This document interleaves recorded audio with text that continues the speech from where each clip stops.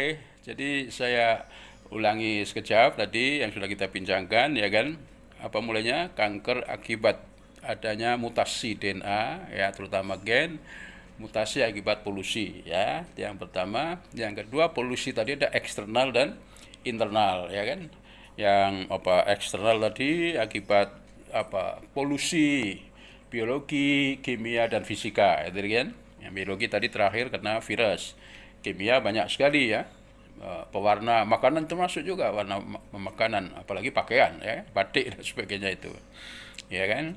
Jadi biologi virus, kemudian kimia banyak, ya, kemudian apalagi yang satunya fisika, ya, sinar ultraviolet maupun radiasi itu kan utamanya itu. Oke, sekarang adalah yang internal tadi. Jadi dalam tubuh kita ini malahan sangat besar juga pengaruhnya kan terhadap perubahan atau mutasi DNA itu, ya kan. Jadi utamanya adalah hormon-hormon dan juga senyawa-senyawa kimia yang lain, ya kan. Jadi senyawa kimia yang mungkin dalam keadaan normal itu tidak berbahaya, tapi dalam keadaan yang tinggi konsentrasinya menjadi sangat berbahaya. Demikian juga hormon, ya kan. Jadi nanti hubungannya dengan orang kena stres dan sebagainya itu, ini bisa mengubah DNA-nya itu kan, gitu ya. Jadi kemarin di waktu uh, transportasi maupun komunikasi, ya, di dalam sel itu, ya kan. Kalau dia sangat kuat, maka benda dari luar itu, ya, termasuk di dalam janin, ya kan, maka benda itu akan masuk tidak hanya ke dalam sel tapi masuk ke inti sel, ya. Masuk inti sel artinya berhubungan dengan DNA, ya kan, dengan gen itu sendiri gitu kan. Nah, itu kemarin sudah disinggung di situ kan. Jadi istilahnya termasuk dari biologi tadi, seorang ibu yang mengidap yang sudah diteliti banyak adalah HIV, ya kan, penyebab penyakit AIDS. Jadi kalau ibunya kena AIDS, ya kan, karena virus HIV, maka virus tadi bisa masuk ke dalam janin gitu kan. Sehingga sejak lahir pun anak itu sudah kena penyakit AIDS gitu kan. Itu kan virus. Apalagi yang lain misalnya narkoba, ya kan. Narkoba. Kalau ibunya sedang hamil, kemudian mengkonsumsi narkoba, morfin dan sebagainya, maka akan masuk ke janin, ya, maka bayinya lahir itu dia sudah kecanduan narkoba itu sendiri. Demikian juga merokok, ya kan. Merokok itu berakibat kurang bagus juga pada janin sebenarnya kalau ibunya merokok atau suaminya merokok, ya kan. Karena kena asapnya dan sama saja gitu kan. Nah, ini nih, jadi internal ini, ya kan, akan berpengaruh utamanya baik terhadap dirinya sendiri maupun terhadap tadi janin, ya. Jadi tidak hanya pada janin tapi juga pada orang tuanya, ya, ibunya, nanti yang lain bapaknya yang merokok dan sebagainya itu juga, ya kan. Jadi banyak merokok itu yang berakibat, ya, walaupun tidak kanker, ya kan, tapi dengan adanya virus dan sebagainya akan mudah kena paru-parunya maupun menularkannya, ya kan. Yang lain-lain itu. Jadi konsentrasi ke internal tadi, ya. Jadi internal bisa mengubah gen daripada janin, ya kan. Ini jadi kemarin mungkin saya lupa sudah cerita belum, ya, seorang ibu yang hamil kemudian stres, ya kan. Kita tahu nanti dia anaknya 3, ya kan. Anak 1, 2 bagus sekolahnya, ngajinya, ya, agamanya, akhlaknya. Ada yang ketiga ini nakal, ya kan. Sudah mungkin saya lupa cerita apa belum. Saking nakalnya itu mintanya duit saja, nggak pernah sekolah. Kalau tadi beri uang, ibunya diludahi gitu kan. Ini kan suatu hal yang luar biasa, ya.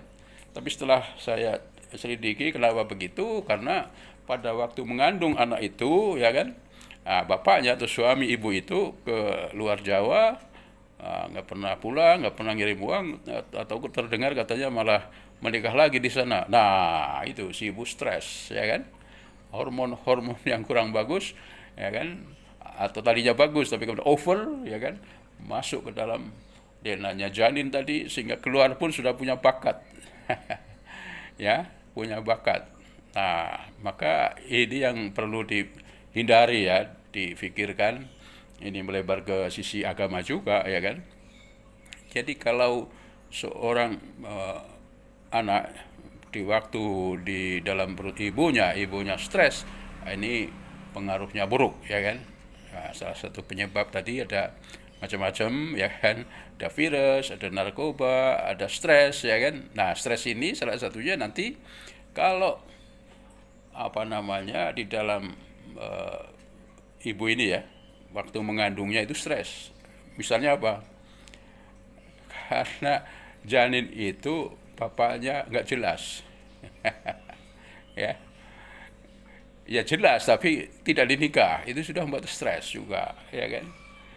Jadi seorang anak yang lahir ya kemudian nanti besar tahu bahwa dia tidak punya secara formal ayahnya biologis jelas ada karena dia bukan Nabi Isa kan. Jadi punya bapak tapi tidak resmi, begitu dia sudah mulai dari kandungan dari ibunya itu, dari janin, kemudian lahir pun dia berkembang, itu sudah susah itu kan. Dia macam-macam lah, ya kan, karena merasa kok saya bernasib begini begitu, sampai nanti mungkin barangkali Tuhan tidak adil dan sebagainya, ada yang melebar sekali gitu kan.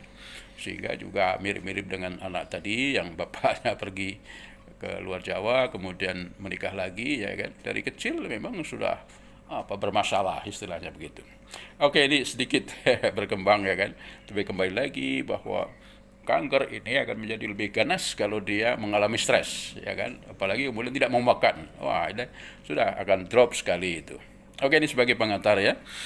Jadi kanker karena mutasi DNA karena polusi ada eksternal internal, ya kan, itu secara garis besarnya. Kemudian kita lihat PPT-nya itu, ya kan, bagaimana ada lung cancer, ada primary tumor, ya kan, kemudian liver. Ya, jadi yang pertama nanti kita kenal istilah kanker adalah metastasis, ya kan. Mungkin nanti ada kekeliruan dibetulkan ya, bukan metastatis tapi metastasis, ya kan. Apa artinya? Yaitu bahwa yang tadinya kanker jinak atau tumor jinak itu, ya kan, di satu tempat, nah dia sudah kemana-mana, ya kan, pergi kemana-mana, tumbuh di mana-mana, itu namanya metastasis, ya kan. Misalnya tadi yang dari paru-paru misalnya sudah sampai ke jantung, apalagi ke otak, ya kan, itu namanya metastasis, dan itu adalah sudah ganas, ya kan. Oke. Jadi nanti ada gen-gen yang memang di dalam tubuh kita ini sudah calon penyebab kanker, ya kan. Jadi disebut onkogen, ya kan. Jadi karena ada picuan-picuan dari luar setelah berapa tahun maka akan menyebabkan sel kanker itu sendiri, ya. Jadi ada kanker jinak, ya, mungkin disebut tumor kalau kita ini. Nanti di slide yang lain barangkali, ya, misalnya di pipi, ya, ini untuk seorang perempuan, ya kan, ya, kurang cantiknya, mengurangi cantiknya, maka dia harus segera dioperasi, ya. Demikian juga kebanyakan perempuan ini di payudara itu kalau sudah mulai ada gejala harus segera diinsisi, diambil, ya kan. Nah itu masih relatif masih jinak, ya kan. Tapi kalau terlambat, istilahnya nggak dirasa-rasakan, itu sudah nanti stadium 1, 2, apalagi 3, 4, itu sudah kemana-mana, ya kan, sehingga nanti chance untuk hidup menjadi lebih susah, artinya kematiannya itu nggak terlalu lama lagi itu kan kalau sudah stadium 3 atau 4. Oke. Nah, jadi di slide berikutnya, slide berapa ini? 7 mungkin ya. Itu ada kanker diambil dari kata Yunani karkinos yang berarti kepiting, karena dia kemana-mana kan. Kanker merupakan pertumbuhan sel yang tidak terkendali, ya. Jadi karena tadi gen atau protein, ya, umumnya itu yang mestinya mengendalikan, ya kan, sel ini, ya. Misalnya nanti pada waktu saya transkripsi, ya kan, gen atau DNA itu menjadi mRNA yang kemudian jadi protein, ya kan. Itu banyak yang mengaturnya, ya kan. Artinya kalau kurang proteinnya sudah habis atau tinggal sedikit, maka dia memberi sinyal, ya kan, pada Pak Polisi yang jagain enzim RNA polimerase, ya kan, untuk minggir, ya kan. Ini truk yang membawa enzim itu akan mengubah DNA menjadi mRNA, ya kan, yang selanjutnya ke protein. Demikian juga kalau sudah dari gen ke protein sudah banyak, ya, maka ada sinyal lagi, ya, memberitahu polisi stop itu. Truk yang membawa enzim, ya kan, karena sudah cukup. Jadi jangan berlebihan. Nah, ini normalnya begitu, ya, seperti di pabrik dan sebagainya kan begitu, ya. Kalau produksinya sudah cukup, ya stop. Kalau sudah menipis, mulai lagi, ya kan, bekerja. Tapi untuk kanker nanti, ini karena istilahnya salah satu apalagi dua, ya, yang mengatur regulatornya ini, Pak Polisinya dan sebagainya ini kepalanya pusing gitu kan, atau malah mungkin nggak bekerja, tinggal di rumah, maka terjadi chaos, ya kan. Protein sudah cukup banyak, harusnya stop. Masih buat lagi. Wah, ini maka nanti salah satu ciri yang terutama di luar, ya kan, maka akan menonjol gitu kan, tumornya begitu kan. Itu salah satunya kan. Jadi regulasinya gak jalan. Jadi yang disebut dengan pertumbuhan sel yang tidak terkendali. Ya, tentu saja nyeri yang sangat hebat, ya, tandanya, kemudian berat badannya juga turun, ya, ada keringat malam, ya, itu gejala-gejalanya kan. Perdarahan yang abnormal, terjadi benjolan, suara yang paruh, perubahan kutil dan sebagainya itu, ya. Itu di situ ada. Jadi itu secara biologi molekuler nanti kita sambung lagi. Nah, kita mulai dari atas, kanan atas, ya. Jadi kanker ini adalah pembunuh kedua setelah jantung, ya, kardiovaskuler. Jadi 1 dari 6 kematian di Amerika oleh karena kanker, dan 1 dari 4 orang hidup saat ini mengidap kanker walaupun diobati, namun 2/3 itu biasanya tidak tertolong, ya, atau mati.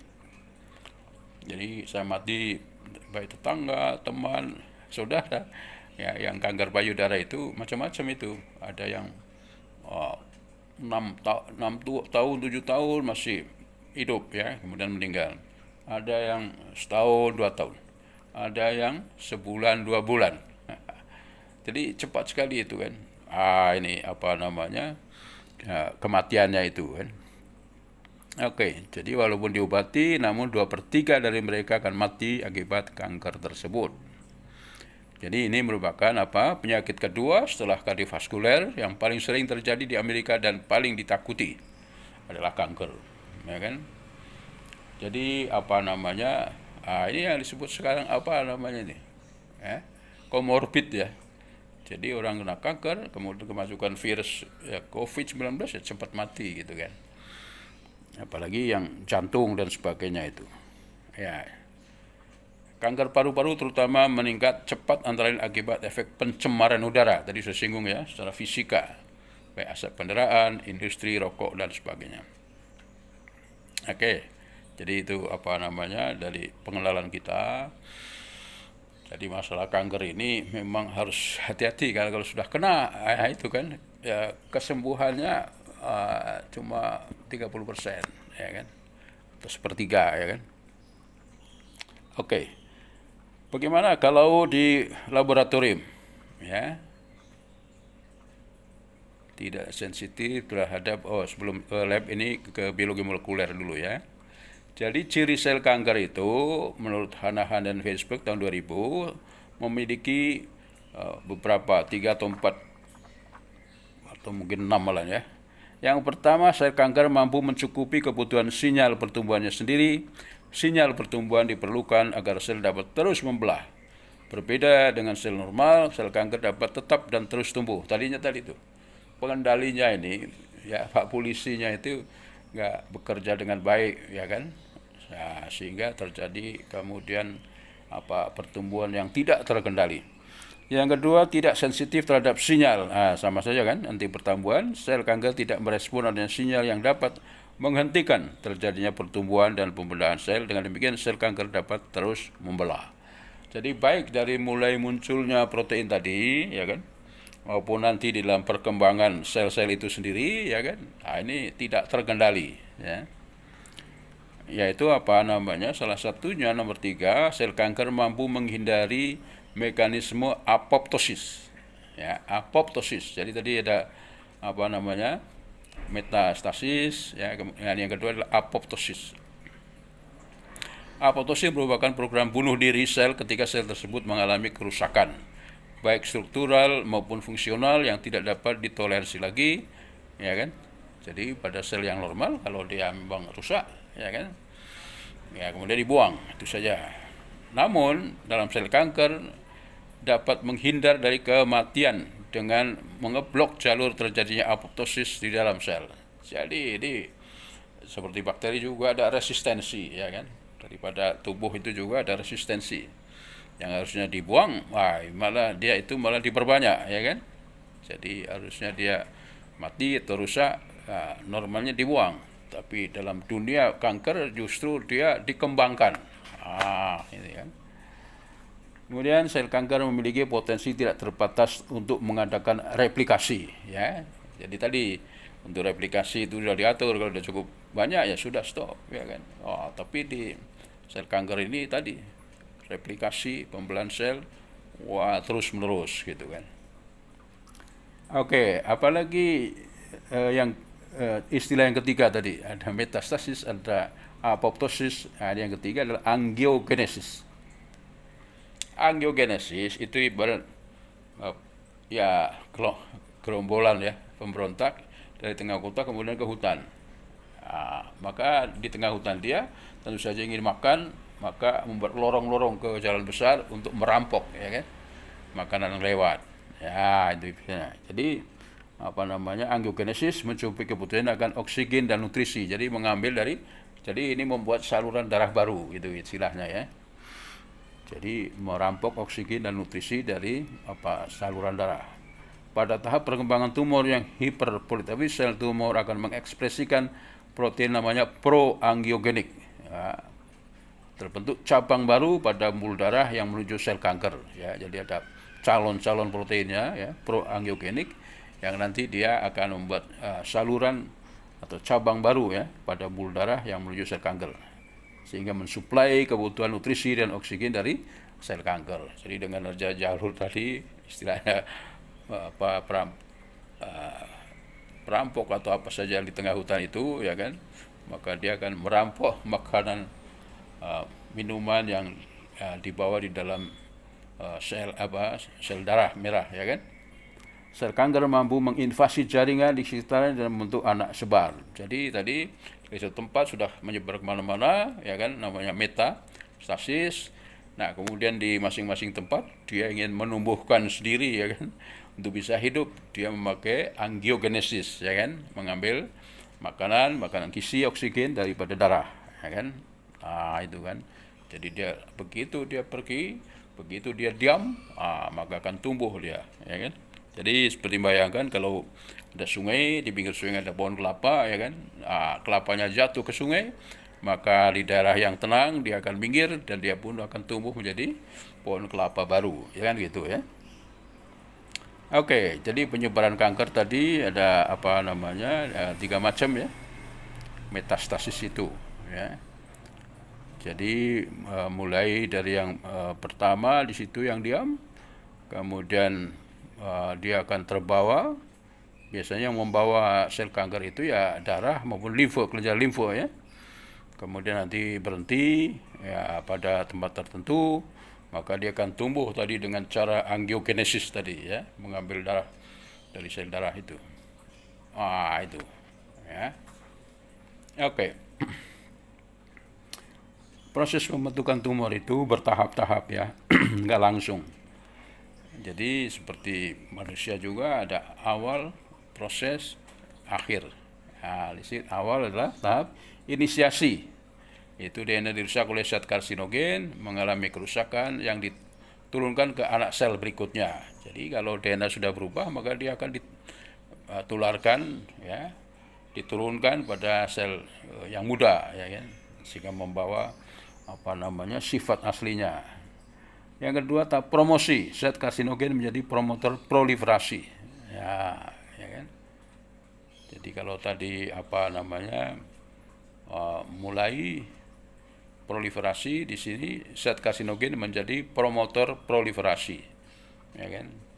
Yang ketiga tahap progresi, gen yang diaktifkan pada DNA yang rusak mengakibatkan pertumbuhan sel yang tidak terkendali. Jadi bertahap-tahap, ya kan? Awalnya karena ada kerusakan DNA, kemudian yang kedua bisa karena tadi senyawa-senyawa kimia, zat karsinogen, ya kan?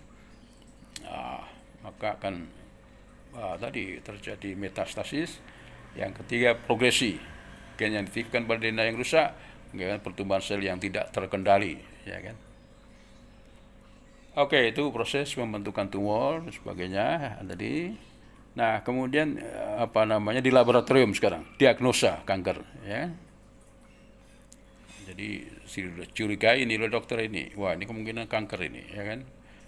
Batuk yang tak sembuh-sembuh atau apa yang lain gitu kan, perdarahan dan sebagainya. Maka dicek di laboratorium. Farmasi harus tahu itu kan, karena nggak terlalu susah, ya. Dulu disebut praktikum klinik, patologi klinik, ya. Sehingga waktu saya baru lulus, saya juga ke notaris akan membuat laboratorium klinik seperti Pramita, apalagi sekarang itu kan, yang lain-lain, ya.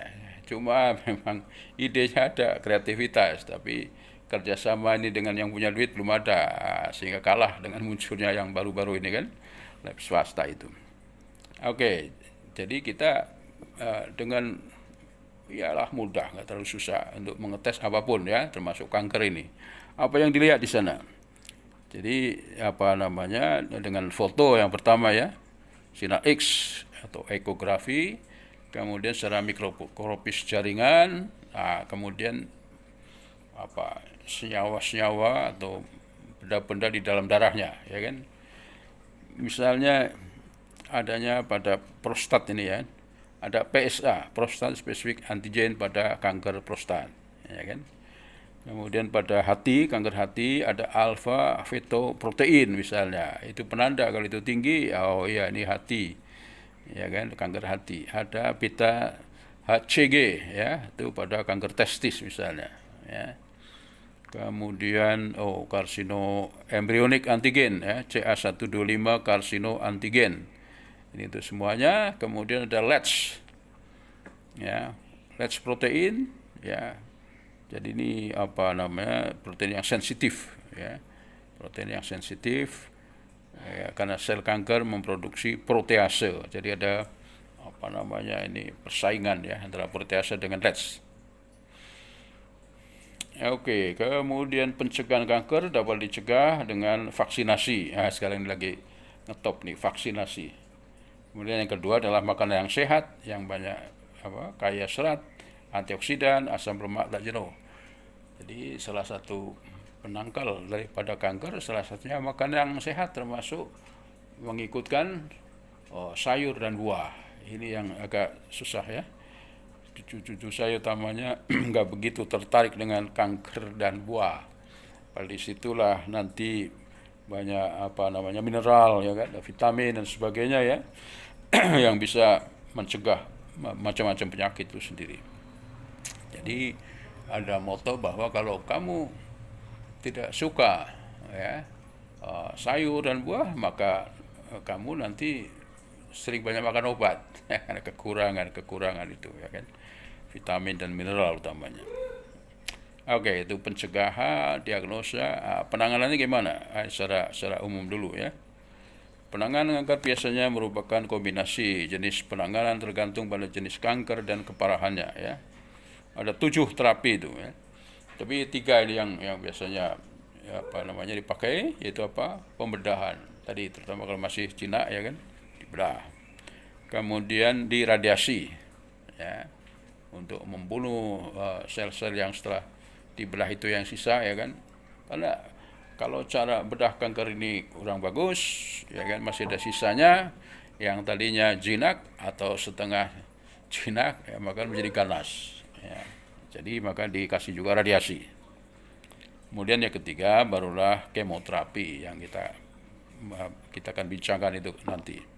Yang lain apalagi ada hipertermi, dipanasi, gen terapi, ya ini masih teori ya.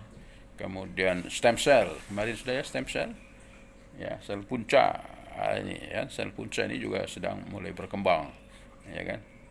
Kemudian terapi komplementer, ya, nomor 7. Oke. Ya. Jadi pembedahan ini tepat untuk kanker yang belum mengalami metastasis, ya. Biasanya kombinasi dengan radiasi untuk mencegah invasi. Tadi sudah saya jelaskan untuk membersihkan ya sel-sel kanker itu. Maka sisanya yang ada itu di radiasi, ya.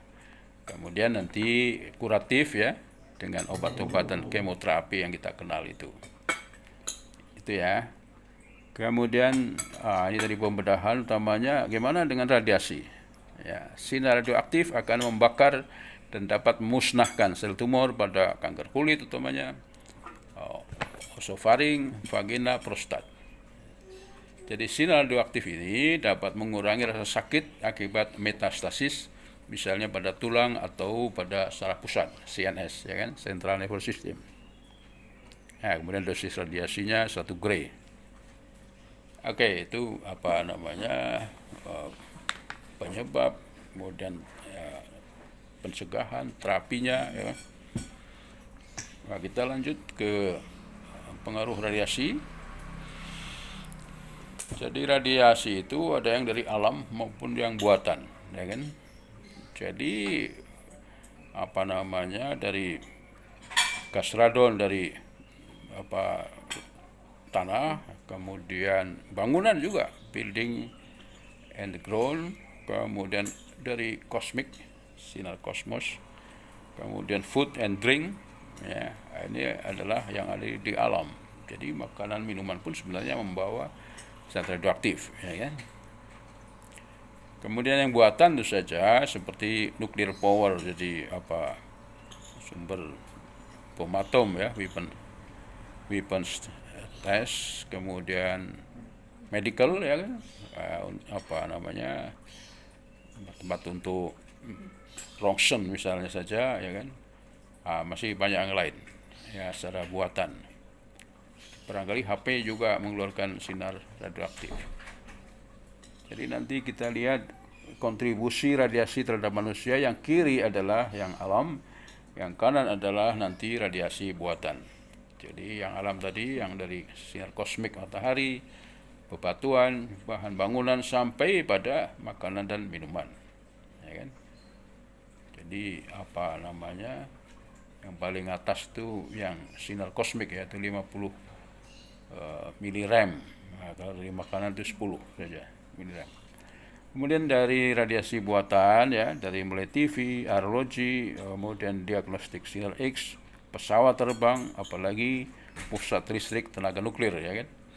Nah, itu sangat tinggi sekali itu radiasinya gitu. Nah, bagaimana dengan terhadap jaringan itu sendiri? Maka efek biologi itu ada 3 macam ya kan. 3 macam akibat radiasi itu untuk jaringan. Yang pertama tidak masalah. Tidak masalah.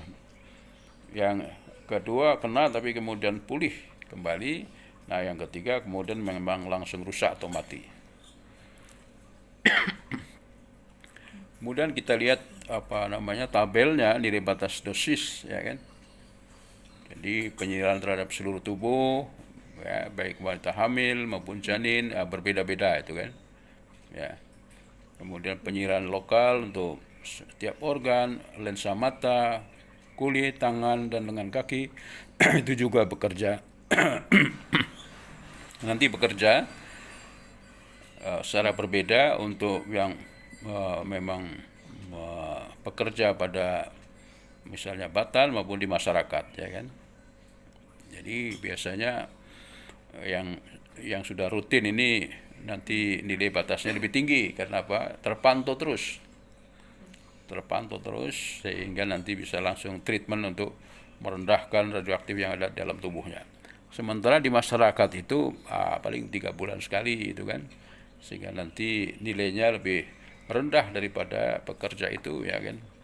Kalau sudah tinggi berarti ada polusi ya, ada polusi dari batan terhadap lingkungannya itu kan. Itu tabel NBD, nilai batas dosis tahunan. Kemudian diikuti yang bawah adalah pengaruh lamanya ya, lama dan besarnya radiasi. Ambil contoh misalnya nausea, ini nomor 2 dari atas. Nausea karena ada paparan radiasi 50 rem ya, 50 rem, kemudian waktunya beberapa jam sudah menyebabkan mual-mual ya kan, nausea. Kalau itu lebih tinggi lagi, misalnya kalau tadi kan cuma 50, kalau 400 ya kan, 400 rem, kemudian waktunya 2 bulan, itu bisa menyebabkan kematian ya, kemungkinan mati. Ya, semakin tinggi dosis ya, misalnya 1000, dalam 2 minggu bisa mematikan. Lebih tinggi lagi 2000, maka bisa beberapa menit atau jam dia sudah mematikan. Jadi ada hubungan antara dosis tentu saja dengan lamanya ya, waktu berhubungan dengan radioaktif. Oke. Sifat dan manfaat radiasi ya tadi, jadi sinar radioaktif ini memang ekstremis ya kan. Manfaatnya besar, bahayanya juga besar ya kan. Ya. Jadi manfaat misalnya teknik perunut ya kan, kemudian pada radiografi, teknik radiografi termasuk untuk kesehatan kan ya, berguna sekali. Demikian juga untuk ini tadi PLN, disebut PLTN, pusat listrik tenaga nuklir. Ini dari sisi positifnya sangat banyak sekali manfaatnya. Karena apa? Dia memerlukan benda kecil saja ya kan, energinya tinggi ya kan, sehingga bisa dipakai untuk daerah yang luas ya, untuk listrik itu ya kan, relatif murah, relatif aman ya kan, tidak merusak hutan dan sebagainya itu kan ya, jadi murah juga gitu kan. Jadi ini yang menarik, sehingga banyak negara-negara terutama yang dianggap kuat itu mempunyai PLTN, pusat listrik tenaga nuklir. Indonesia macam mana? Indonesia ini sebenarnya ingin gitu. Jadi ada dua ya kan, dua pendapat. Kalau dari ahlinya relatif aman ya kan, asal dijaga saja ya kan. Jadi nyatanya di Fukushima di Jepang kemarin ada tsunami, juga selamat dan sebagainya kan. Ya, kelemahannya 2 ya kan. Karena ini barang yang sangat kritis, berbahaya ya kan. Kalau dilakukan oleh orang kita yang ya maaf yang moral mentalnya nggak benar, ini bisa terjadi ledakan. Misalnya kok pegawai Batan ini ada yang korupsi ya kan, ada yang akal-akali, itu bahaya itu kan.